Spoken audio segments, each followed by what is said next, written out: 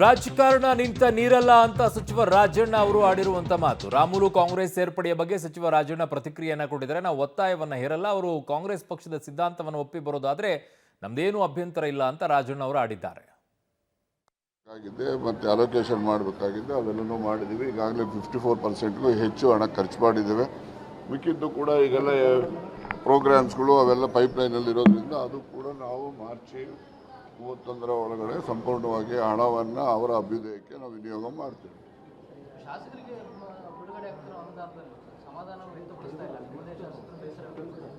ಅಲ್ಲ ರೀ, ನೋಡ್ರಿ, ಈಗ ಅದೇನಾಗ್ತದೆ, ಎಲ್ಲಿಗೂ ಕೂಡ ಹೊಸದಾಗಿ ಚುನಾಯಿತ ಪ್ರತಿನಿಧಿಗಳು ಏನಿರ್ತಾರೆ ಎಲ್ಲ ಪಕ್ಷದಲ್ಲೂ. ರಾಮುಲು ಕಾಂಗ್ರೆಸ್ ಸೇರ್ಪಡೆಗೆ ನಾವು ಒತ್ತಡ ಹಾಕಲ್ಲ ಅನ್ನುವಂಥದ್ದು ರಾಜಣ್ಣ ಅವರ ಮಾತು. ಆದರೆ ಕಾಂಗ್ರೆಸ್ ಪಕ್ಷದ ಸಿದ್ಧಾಂತ ಒಪ್ಪಿ ಬಂದರೆ ಸ್ವಾಗತ ಅಂತ ಹೇಳ್ತಾ ಇದ್ದಾರೆ.